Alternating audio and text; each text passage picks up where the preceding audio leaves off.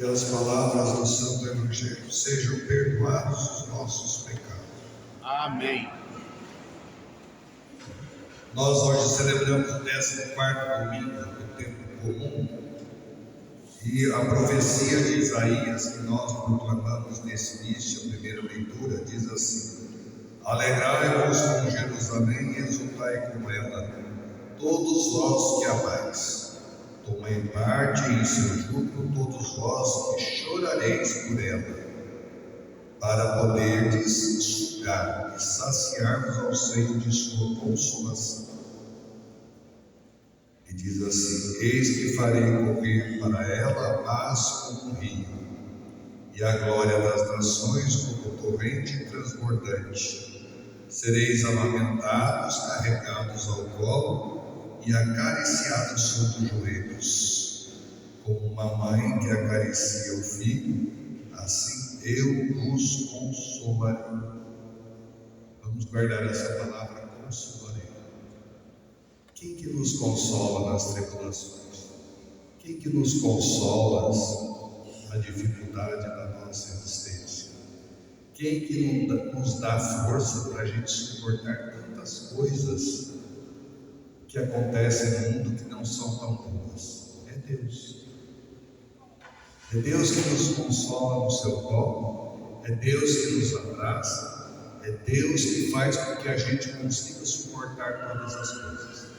Tem uma passagem que diz, Maldito do homem que confia no homem. Isso não é para a gente não confiar nas pessoas. Tem muitas pessoas que são de confiança. Tem muitas pessoas que a gente pode partilhar a nossa vida. Agora, antes da gente partilhar a nossa vida com as pessoas, antes da gente confiar em alguém, nós precisamos colocar toda a nossa existência em Deus. É Ele que vai mostrar para nós, através da sua revelação, aqueles que a gente pode confiar ou não. A primeira que a gente tem que confiar em Cristo Jesus é Deus, o Espírito Santo. Nós muitas vezes colocamos a nossa confiança nas pessoas e esquecemos do mais importante, que é Deus na nossa vida. Então, em primeiro lugar é Deus, depois os outros. Deus precisa ser em primeiro lugar. E aí Deus vai nos dando condições para a gente ir suportando todas as dificuldades. Deus vai mostrando, esse daqui você pode confiar. Aliás, se você for de Deus, verdadeiramente as pessoas ruins não se aproximam de você. Não se aproximam. Eles não gostam de coisas boas, então eles não vêm perto de você. Não conseguem se aproximar de você. Aquilo que não é do bem não gosta do bem. O mal não se enquadra com o bem. Então sejamos do bem, sejamos de Deus. Deus vai nos proteger, pode ter certeza disso. Na leitura que nós proclamamos de São Paulo aos Gálatas, diz assim: Quanto a mim, que eu me glorie somente na cruz do Senhor nosso Jesus Cristo. São Paulo diz isso, porque muitas pessoas precisam de elogios, nós ficamos esperando isso, o padre não vai falar que eu sou bom, o padre não olha para mim, olha, eu sou padre do bom Jesus Cristo, não vem passar a mão na minha cabeça, nunca vê o que eu estou fazendo. Mas eu faço do bispo? Eu faço do papa? Não, eu faço para Deus. Agora eu preciso obedecer o bispo, eu preciso ser obediente ao papa, eu preciso ser obediente à igreja. Mas não fique esperando. Na igreja é diferente, você se doa e você dá, você não pode esperar nada em troca. O padre gosta mais da Maria do que de mim. Não tem nada a ver. Tem nada a ver. Não é? A gente gosta de todo mundo. Não é? Eu gosto de todo mundo. Claro que dentro da paróquia a gente tem os ossos que a gente tem que roer. Ou a gente vai comer só filé mignon. Não existe isso. A própria palavra vai dizer: eu vou te mandar no meio de lobos.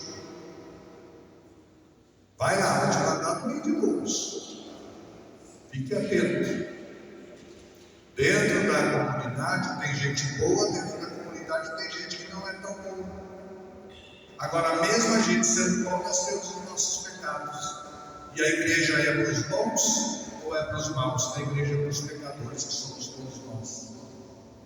Então a gente precisa ter paciência, precisa aprender a engolir sapo. Isso em todas as áreas da nossa vida, senão a gente não vive nesse mundo, né? Então, por ele o mundo está crucificado para mim, como eu estou crucificado para o mundo. Pois nem a circuncisão, nem a incircuncisão tem valor. O que conta é a criação nova. Fazer todas as coisas novas, não é? Fazer tudo novo. Não conta o pecado que nós cometemos. O que conta é agora, é daqui para diante. O que conta é a nossa conversão. Mas preste atenção, dentro dessa conversão, dentro dessa misericórdia de Deus, todo pecado tem uma consequência. E essa consequência é cobrada de nós. Então, por exemplo, se eu matei uma pessoa, Deus me perdoa? Se eu me arrependi, com certeza Ele me perdoa. Mas eu tenho a consequência, eu vou ser preso. Eu tenho que pagar pelo crime que eu cometi. Eu sou válido da igreja com Jesus, aprontei lá. Deus me perdoa? Perdoa. Tem as consequências. Olha, a partir desta data você não é padre mais. Volta a ser negro. Tem as consequências. Você é perdoado? Claro que é. Então pense bem antes de cometer o pecado, porque todo pecado tem uma consequência. Eu não cuidei do meu corpo, porque no meu corpo quem manda sou eu. Será? Aí você saiu com alguém por aí e pegou mais, tem uma consequência, ficou doente. Então todo pecado tem uma consequência, né? Então Deus perdoa, nós somos salvos, mas existe a consequência, né? Então fiquemos atentos a isso, procuremos viver aquilo que é santo, para que amanhã a gente não se arrependa. Às vezes o segundo tem a consequência para a vida inteira. Quantas pessoas que encontram com uma pessoa por aí, tem um relacionamento, naquela noite engravidou, tem a consequência. Pode até, né, não casar, mas o filho vai ter que levar para o resto da vida. Viu? Então todo pecado tem uma consequência. Então fiquemos atentos. Então, tudo é novo. Deus nos perdoa, mas tomemos cuidado com as consequências da vida. Doravante que ninguém me moleste, pois eu trago em meu corpo as marcas de Jesus. Irmãos, a graça do Senhor nosso Jesus Cristo esteja convosco. Amém. São Paulo tem várias coisas que a gente precisa ler, estudar e aprender. Então tem gente que lê a Bíblia com uma leitura fundamentalista.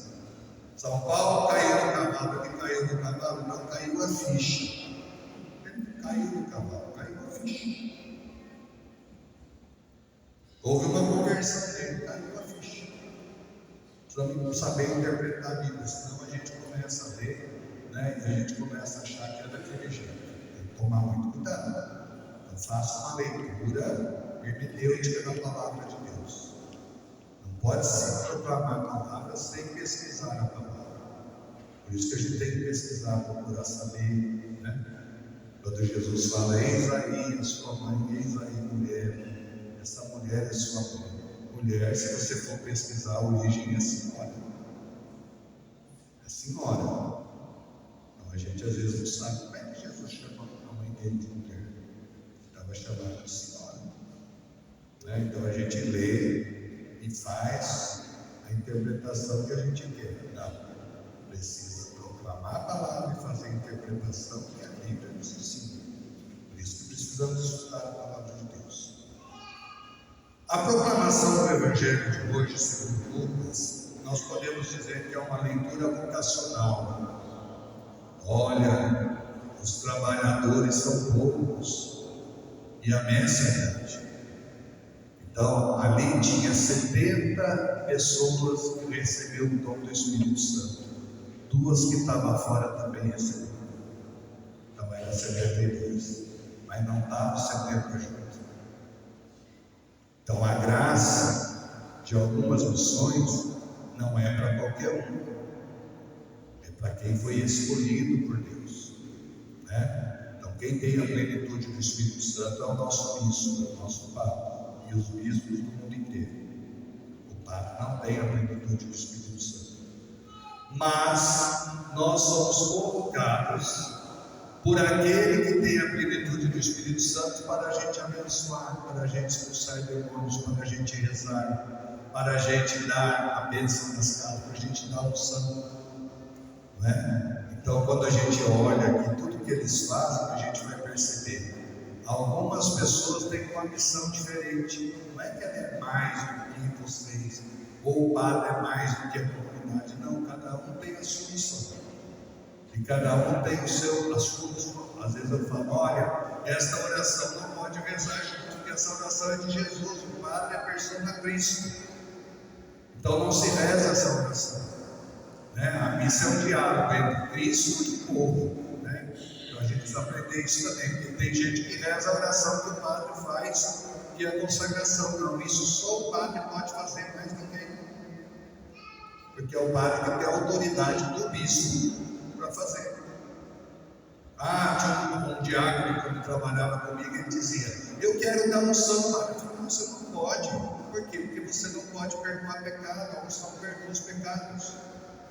Então é cada um no seu lugar, cada um no seu quadrado. Pode entrar no quadrado do outro, né? Então diz assim, a messe é grande, mas os trabalhadores são poucos. Por isso pedi ao dono da messe que mande trabalhadores para a colheita. Eis que vos envio como cordeiros para o meio de lobos, né? E não cumprimenteis ninguém pelo caminho, em qualquer casa que entrar, que dizem primeiro a paz esteja nessa casa. Se ele morar um amigo da paz, a paz ficará. Quando a gente vai na casa das pessoas, que as pessoas chamam o padre para abençoar, claro que a paz vai ficar. Mas quando há uma missão dentro da nossa comunidade, que várias pessoas batem na porta da casa das pessoas, se as pessoas não receberem o missionário, a paz não vai ficar na casa da pessoa, ela não quis receber. E é interessante que quando a gente faz missão, depois tem a partilha. E nessa partilha, muitas vezes, há o testemunho seguinte: o nosso irmão evangélico recebeu os católicos, mas os nossos irmãos católicos não receberam os católicos. Muita gente não abre a porta da casa para ter casa. E quando tem missão, a gente fala que tem missão. É identificado quem faz missão, né? Então que a gente fique atento também a isso, porque a paz precisa estar na nossa casa. Permanecei naquela casa, comei e bebei o que tiver, pois o trabalhador merece o seu salário. Não passeis de casa em casa, quando entrares numa cidade e for bem recebido, comei o que servir. Mas se a cidade não te receber, mata a sandália e vai embora. Nem a poeira você pode levar. Diz aqui a palavra. Mas quando entrares numa cidade e não fores bem recebido, saindo pelas ruas, dizei: até a poeira de vossa cidade que se apegou aos meus pés, sacudimos contra vós. Os 72 voltaram muito contentes, dizendo: Senhor, até os demônios nossos nos obedecem por causa do teu nome. Aqui está uma coisa importante: tudo é feito em nome de Jesus. Tudo é realizado em nome de Jesus. Então não é a Maria que faz o milagre, não é o Padre, não é o João, não é o Joaquim, é Deus, é Jesus Cristo. E muitas vezes a gente começa a fazer as nossas missões e a gente começa a achar que a gente é o bambambam da história. E aí a gente gosta de fazer, né? Nós queremos muito públicos para nos ouvir. Olha como ele nota de gente. Olha como a multidão vai atrás dele. E às vezes a multidão vai atrás e sai vazio. Porque aquele que não tem o conteúdo, a pessoa não sai preenchida. O Espírito Santo de Deus é muito simples, a gente não tem que inventar muita história, não. Deus é simples demais. Ele é tão simples que mandou seu próprio filho morrer por nós. Ele é tão humilde que colocou o seu filho para aceitar todos os nossos pecados. Então, para eu ser servidor de Deus, eu preciso aceitar o desafio de às vezes ser crucificado como Pedro foi, como São Paulo teve o seu martírio também. Será que eu estou preparado para o martírio? Ou eu estou querendo só sucesso, holofotes? Isso a gente tem que tomar muito cuidado, porque nós vamos ser muito cobrados. Aquele que sabe mais será cobrado mais, aquele que sabe menos será cobrado menos. Aquele que tem conhecimento da palavra, cuidado não usar a palavra para o seu benefício próprio. Isso é um perigo. É um perigo para quem tem o microfone na mão. É um perigo. Então fiquemos atentos. Não façamos da nossa igreja comércio. Não façamos da nossa pregação algo que encante os outros. Não. Nós temos que falar de Deus, anunciar a palavra de Deus. E esse anúncio pode ser de uma maneira simples. Aliás, tem pessoas que não têm estudo nenhum, têm uma capacidade de falar de Deus que é impressionante. Tem pessoas que têm uma capacidade de falar de Deus que te encanta, porque a simplicidade é tanta que Deus toca o coração da gente. Agora, quando a gente acha que a gente é um bambambam, pode até enganar algumas vezes, depois o povo vai se afastando, vai se afastando, vai se afastando. E quando vê, você está sozinho. Fiquemos atentos. Né? Depois diz assim: o Senhor até os demônios nos obedece por causa do teu nome. Jesus respondeu: eu vi Satanás cair do céu como um relâmpago, e eu vos dei o poder de pisar em cima das cobras e escorpiões e sobre toda a força do inimigo. Então não valorizemos aquilo que não é de Deus. Tem lugar aí que fala mais do encardido do que de Deus. Muito mais do encardido do que de Deus. Nós temos que falar de Deus, da graça de Deus, da misericórdia de Deus, do amor de Deus. E o quanto Deus nos ama. Porque pecadores todos nós somos. Para você entrar numa igreja e sair pior que veio, pelo amor de Deus, né? Deixamos você com medo de tudo, pelo amor de Deus, né? Pelo amor de Deus. E geralmente essas pessoas que são puritanas, elas cometem um erro e querem jogar um fardo nas nossas costas. Fiquemos atentos a isso também. Eu sou pecador e tenho consciência disso. E a consciência maior que eu tenho é que eu sou ser humano, não sou Deus. Então eu peco como todo mundo. Mas eu sei da misericórdia de Deus. E Ele é maravilhoso conosco, né? E nada vos poderá fazer mal. Contudo, não vos alegreis, porque os espíritos vos obedecem. Não vos alegreis, porque você faz os demônios te obedecerem. Não vos alegreis com isso. Mas antes ficai alegres, porque os vossos nomes estão escritos no céu, ou escrito no livro da vida. Que a gente possa ter o nosso nome escrito no livro da vida, né? Que é o livro da salvação, que a gente possa estar escrito no céu. Então, o nosso pecado, quando a gente se arrepende, Deus nos perdoa. E como Ele perdoa, como Ele é maravilhoso, como Ele é bondoso, como Ele gosta da gente, como Ele quer o bem da gente. Como o meu pecado, Ele perdoa todas as vezes que eu procuro. E a gente não consegue deixar o nosso pecado de estimação do dia para a noite. É devagarzinho, é aos poucos. Agora a gente precisa ir se aproximando cada vez mais. A gente precisa estar perto de Jesus cada vez mais. E essa intimidade de Jesus vai dando força para que a gente possa suportar todas as dificuldades que passamos nesse mundo. E que não são poucas. E que são difíceis. Não é? Mas se a gente está com Deus, quem está contra nós? Ninguém. É isso que a gente precisa guardar no coração. Eu sou filho de Deus. Deus me ama do jeitinho que eu sou, na condição humana que eu sou. Existe aquela coisa de opção, eu escolhi ser padre, eu fui chamado para ser padre.